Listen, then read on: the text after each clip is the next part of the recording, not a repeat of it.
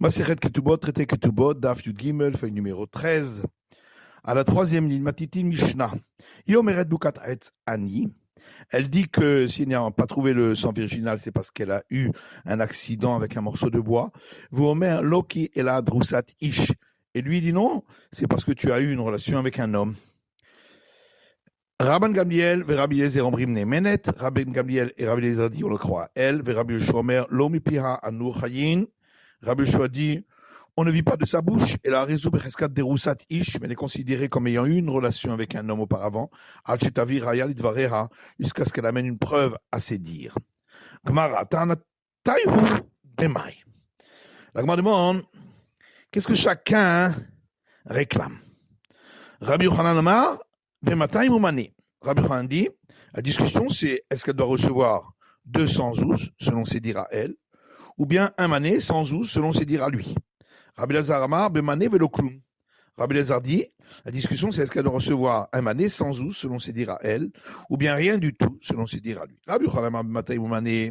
Rabbi Yochanan dit la discussion porte à savoir si elle doit recevoir 200 ou 100. Ça va là que Rabbi Meir, il pense comme Rabbi Meir d'Amar Ben Ikirba Ben Lo Ikirba Matayim, qui dit que ce soit dans le cas où le mari savait ou qu'il ne le savait pas, si elle a perdu accidentellement sa virginité par un morceau de bois, elle reçoit 200 zouz. Rabbi Lazar Amar Bemane Velo Kloum. Rabbi Lazar dit, la discussion c'est est-ce qu'elle reçoit 100 ou est-ce qu'elle reçoit rien. Ça va là que Rabbanan, ils pensent comme les sages d'Amré Ben Ikirba Ben Lo Ikirba Mané, qui pensent que ce soit dans le cas où il savait ou qu'il ne savait pas, elle reçoit 100 zouz. Bisham Rabbi Lazar, lo kama Rabbi Yochanan, on comprend pourquoi Rabbi Lazar n'a pas expliqué comme Rabbi Yochanan, parce que lui préfère expliquer notre Mishnah selon l'avis des sages. Et le Rabbi Yochanan m'a marqué Rabbi Lazar. Mais Rabbi Yochanan, pourquoi n'a-t-il pas voulu expliquer comme Rabbi Lazar? Que savoir qu'il ne savait pas Betula Venuset Beroula, Yeshla Ketuba Mané. C'est parce qu'il pense qu'un homme qui s'est marié avec une femme en pensant qu'elle était vierge, et enfin quand il s'est trouvé qu'elle avait déjà eu une relation, elle reçoit 100 zouz pour sa Ketuba. À ce moment-là, quelle différence entre les deux? Lui, il dit qu'elle doit recevoir 100 et elle aussi dit qu'elle doit recevoir 100. Maïka ben Ta'anadida, qu'y a-t-il donc entre ce que lui réclame et ce qu'elle réclame? Bishamal Rabbi Lazar, Anukatani, Tarté. Alors, d'après Rabbi Lazar, on comprend pourquoi la Mishnah a rapporté donc deux cas. Donc, le cas de notre Mishnah, le cas de la Mishnah précédente. Le cas de notre Mishnah, c'est pour exclure l'avis de Rami Bar Chama, qui dit que si le mari n'était pas au courant qu'elle avait perdu sa virginité accidentellement, elle ne reçoit rien. Or, d'après ce qu'on voit ici, elle réclame quand même 100 zouz. Et le cas de la Mishnah précédente, c'est pour exclure l'avis de Rabbi Ravin au nom de Rav Shechet, qui dit que si le mari pensait qu'elle était vierge et qu'elle ne l'était pas, il doit payer quand même 100 zouz. On voit dans la Mishnah précédente qu'il n'a rien à payer du tout. Et là, le Rabbi Yochanan Tartelamani. Mais pour Rabbi Yochanan, pourquoi on avait besoin d'enseigner ces deux cas? Puisque de toute façon, lui, il pense effectivement, comme Rav Chia Barabin au nom de Rav Shechet, que même s'il se trouve qu'elle n'était pas vierge, il doit quand même payer 100 zouz. Un, c'est pour nous montrer la force de Rabban Gamliel, et l'autre pour montrer la force de Rabbi Yoshua. La première Mishnah, c'était pour montrer la force de Rabbi Yoshua. Bien que dans le cas de la Mishnah précédente, il y avait un argument en la faveur de la femme, que si vraiment c'était une menteuse, elle n'aurait pas dit qu'elle a eu une relation forcée parce que ça la rend interdite à un prêtre. Elle aurait dit qu'elle a perdu le sang virginal par un accident avec un morceau de bois. L'homme est Hemna, et malgré tout, Rabbi Yoshua dit qu'elle n'est pas crue. Badraïta, et le deuxième cas, c'est notre Mishnah, à nous, Léodia Hakocho de Rabban Gamliel, c'est pour nous montrer la force de Rabban Gamliel, d'Avaga de l'Ikalem et Mamigo, que bien qu'ici, il n'y a pas cet argument, mais Hemna, malgré tout, on croit à la femme. Matitin, Mishnah suivante. Raoum et Beret Imechad. On l'a vu parler avec quelqu'un, alors qu'elle n'était pas mariée. Vamoula Mati Voshelizé. Et on lui a dit qui est donc cette personne-là? Elle a répondu, Ishploni ve Kohenu. C'est un tel, c'est un prêtre, c'est une personne avec qui j'ai le droit de me marier. Rabban Gamliel et Rabbi Eliezer omrim ne'emenet. Rabban Gamliel et Rabbi Eliezer disent qu'elle est crue et qu'elle n'est donc pas interdite à un prêtre. On ne craint pas qu'elle ait une relation avec un homme avec qui elle n'avait pas le droit de se marier. Puis Rabbi Shua omer lo mi piha anu hayin. Rabbi Shua dit on ne vit pas de sa bouche. Elle a raison le natin ou mamzer. Mais on considère qu'elle a eu une relation avec une personne qui lui était interdite, comme quelqu'un qui vient du peuple des natines ou quelqu'un qui est né d'une relation interdite, qui n'a pas le droit de se marier avec une fille d'Israël. Jusqu'à ce qu'elle apporte des preuves à ses dires. Elle était enceinte, alors qu'elle n'était pas mariée, et on lui a dit, mais d'où vient cet enfant que tu portes? Et elle a répondu, mais Ishploni ve Kohenu, d'un tel qui est un prêtre. Rabban Gamliel et Rabbi Eliezer omrim ne'emenet. Rabban Gamliel et Rabbi Eliezer disent qu'elle est crue, et que donc elle a le droit de se marier avec un prêtre, puisqu'elle a eu une relation avec une personne avec qui elle avait le droit de se marier. Rabbi Shua omer lo mi piha anu hayin. Rabbi Shua dit, nous ne vivons pas de sa bouche. Elle a raison, on considère qu'elle a eu une relation avec un natin, personne qui lui est interdite, du peuple des natines, ou avec un homme qui est né d'une relation interdite, qui est interdit à une fille d'Israël, jusqu'à ce qu'elle amène des preuves à ses paroles. Maï medaberet, qu'est-ce que ça veut dire? Qu'elle parlait. Zeri amar nistera. Zeri dit, elle s'est isolée avec lui. Ravasi amar nivrala. Ravasi dit, c'est qu'elle a eu une relation avec lui. D'après Zéhiri, on comprend que c'est écrit, elle parlait. Et là, les Ravasi Medaberet. Mais d'après Ravasi, pourquoi on a dit elle parlait? Il fallait dire, elle a eu une relation avec lui. C'est que la Mishnah a voulu parler avec un langage propre. Qui dit Tiv, comme il est écrit dans les proverbes, Achla umahatapiha ve'amra lo paralti aven. Elle a mangé, elle s'est essuyé la bouche, et elle a dit, je n'ai point commis de faute. Donc on voit qu'avoir des relations, là-bas aussi, a été dit d'une manière propre, comme une personne qui mange. D'après Zéhiri, on comprend qu'on parle de deux cas différents, Medaberet ou Meuberet. Celle qui a parlé, donc elle s'est uniquement isolée, on ne l'a pas vue avoir une relation, et celle qui est enceinte, où là on est sûr qu'elle a une relation. Et là, le Ravasi Tarté la Mali. Mais d'après Ravasi, dans les deux cas, elle a une relation. Qu'est-ce qu'on vient me parler des deux cas? Le premier cas, c'est pour dire que elle-même reste permise à un prêtre, selon l'avis de Rabban Gamliel.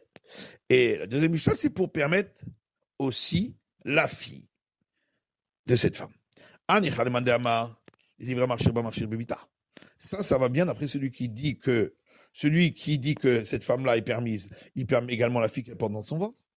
Et là, les mandéamar, par contre, d'après celui qui dit de Divra Marshirba possède Bébita, que celui qui autorise la femme, il interdit la fille qu'elle porte, Maïkalememar, là, qu'est-ce qu'on va dire? Ravasi, c'est pas que Mandéamar Divra Marshirba, Marshir Bébita. Ravasi, lui, pense comme celui qui dit que celui qui permet la femme permet également la fille qu'elle porte. Amal et Rapapa l'Abaye et les Zihir, évidemment, mais d'Aber et Nistera. Rapapa dit Abaye. D'après Zihiri qui dit que quand on a dit dans le Mishnah qu'elle parlait, ça veut dire qu'elle s'était isolée. Vama Rabbi Shua lo mehemna, et Rabbi Shua dit qu'elle n'est pas crue. Amar Rav Malkin ala yichud venosrin ala yichud. Pourtant, Rav dit que on reçoit une flagellation lorsque on s'est isolé avec une personne interdite, mais ça n'interdit pas la personne simplement parce qu'elle s'est isolée. Les madelo que Rabbi Yeshua. Alors ça n'irait pas selon l'avis de Rabbi Yeshua. La Gemara répond à ma Rabbi Yeshua. Donc ça peut aller même d'après Rabbi Yeshua. Ma'ala asu be yuhasin. Ici, quand il s'agit de se marier avec un prêtre, là, on a été plus exigeant. Mais par contre, une femme mariée qui se serait isolée avec quelqu'un, simplement, ne serait pas interdite à son mari. Métivé. Alors on objecte à partir d'une braïta qui dira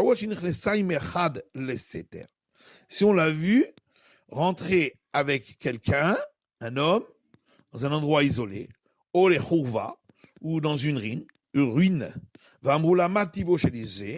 lui a demandé mais qui est donc cette personne? Et elle a répondu Kohenu, c'est un prêtre, ou Ben Achiabahu, c'est le fils du frère de mon père.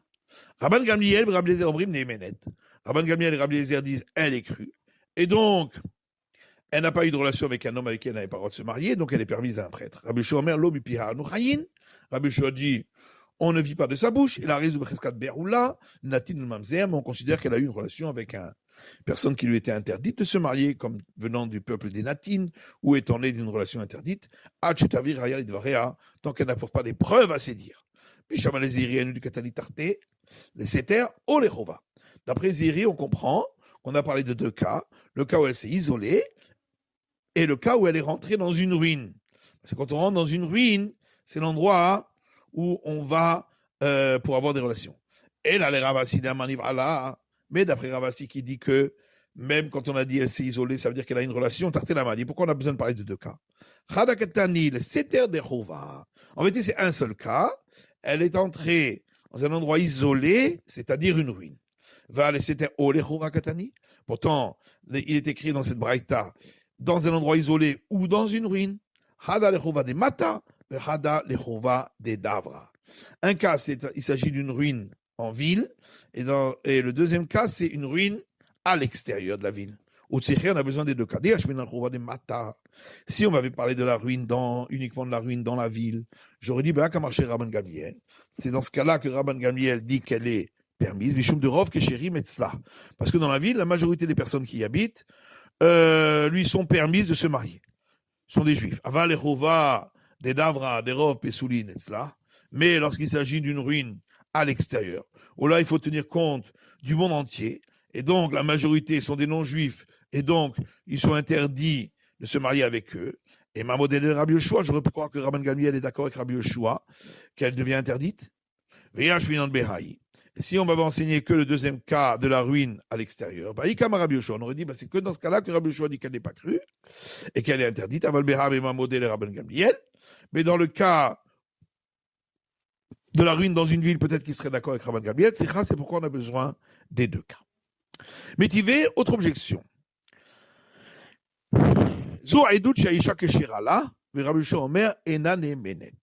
Ceci est le témoignage que la femme peut apporter à elle-même pour s'autoriser. Rabbi Yoshua Omer Enane Menet, et Rabbi Yoshua dit non, elle n'est pas crue. Amalem Rabbi Yoshua yatem odim mishvuya shenishbet, ve'esh ta'idim shenishbet, ve'yomeret teorani shenane menet. Alors Rabbi Yoshua leur a dit, mais n'êtes-vous pas d'accord dans le cas de la femme qui a été prise en captivité et elle a des témoins comme quoi elle était captive et elle dit je suis pure, permise à un prêtre, on la croit pas? Amoulo aval. Ils lui ont répondu effectivement. À quelle différence entre les deux cas? Les œufs et Shedim, les œufs et Edim. Dans le cas de la captive, elle a des témoins qu'elle était en captivité. Alors qu'ici, il n'y a aucun témoin. Amalem Aflezuyesh et Edim. Edim là aussi a des témoins. Sharekresa ben Shinea, puisqu'on parle de la femme qui est enceinte, et donc on voit bien son ventre, et on voit bien qu'elle a une relation. Alors ils lui ont répondu, dans le cas où elle était captive, nous savons que la majorité des idolâtres ont de très mauvaises mœurs. Amalahen en apotropos le arayot, et il leur a répondu, il n'y a pas de responsable qui peut empêcher les relations interdites. Et tout cela, on parle du témoignage d'une femme pour elle-même. Lorsqu'il s'agit du témoignage d'une femme pour sa fille, tout le monde est d'accord que l'enfant, on ne sait pas qui est son père. Quel est donc cet argument qu'il leur a dit, et quel est donc cet argument avec lequel ils lui ont répondu? Rika Amre Le. Voilà l'argument que les sages lui ont dit à Rabbi Yoshua. Shaftan de Almamou Beret. Tu as bien répondu concernant la femme qui est enceinte, Mateshivin la Mesdames Beret. Et que vas-tu nous répondre pour la femme qui était en train de parler avec un homme? Amalem Mesdames Beret et nous Shvouya. Il leur a dit, mais le cas de la femme qui parlait avec un homme, c'est exactement comme le cas de la femme qui était captive. Ils ont répondu, mais non, c'est différent la femme qui était captive parmi des idolâtres, parce que la majorité des idolâtres ont de mauvaises mœurs. Il leur a dit, mais ici aussi, à partir du moment où elle s'est isolée, il n'y a aucune garantie concernant les relations interdites. On voit donc bien qu'on fait une différence entre les deux cas. Dans un cas, on dit qu'elle a parlé, et dans l'autre cas, elle était enceinte. Tufta de Ravasi, c'est donc une objection totale à l'explication de Ravasi qui dit que quand elle parlait, ça veut dire qu'elle a eu une relation. Tufta, et c'est donc bien une objection. Pourquoi on ne dit pas que la différence, c'est que là-bas, quand elle était captive, la majorité de ceux qui étaient autour d'elle étaient des non-juifs, donc il était interdit de se marier avec eux, alors qu'ici, la majorité sont des juifs permis de se marier avec eux. Ça, il y allait les Rabbi Yoshua ben Levi. C'est donc une preuve pour Rabbi Yoshua ben Levi. D'Amar Rabbi Yoshua ben Levi, il livre à marchir afilou berop pesoulin, qui dit que celui qui autorise même dans le cas où la majorité lui était interdite de se marier. Le livre à possède afilou berop kesherim. Et celui qui interdit même lorsque la majorité était des personnes avec qui elle avait le droit de se marier. Amar Rabbi Yochanan, livre à marchir bebita, livre à possède bebita. Alors on reprend la discussion dont on a parlé plus haut. Rabbi Yochanan dit, celui qui autorise elle, autorise également la fille qu'elle porte. Celui qui interdit elle, interdira sa fille également. Rabbi Lazar mal livra marcher bas possède bébita. Alors que Rabbi Lazar dit, même celui qui l'autorise à elle, il interdit la fille.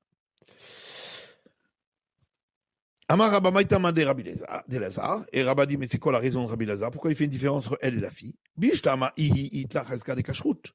Elle a une présomption qu'elle est permise, puisqu'au départ, elle était permise. Alors que la fille, il n'y a jamais eu un départ où on sait qu'elle était permise. Dès le départ. Donc elle n'a pas de présomption de permission. Et Tivé, Rabbi Lazar et Rabbi Yochanan. Rabbi Lazar objecte à Rabbi Yochanan qui permet la fille. Il dit voilà, dans la braïta qu'on a vue auparavant,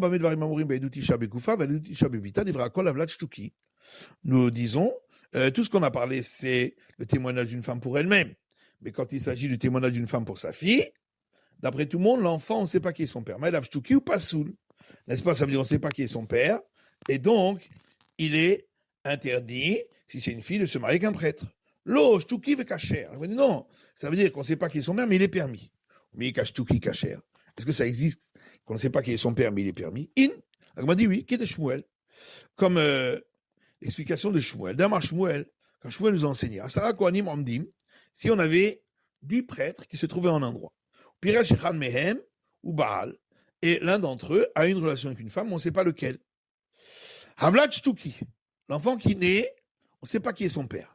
Maïshtuki, il est mal chez Mashtiki Notom Nirserviv. Qu'est-ce que ça veut dire qu'on ne sait pas qui est son père? De toute façon, c'est un homme qui est complètement autorisé, puisqu'on sait que son père, c'est un prêtre. Alors, qu'est-ce que ça veut dire?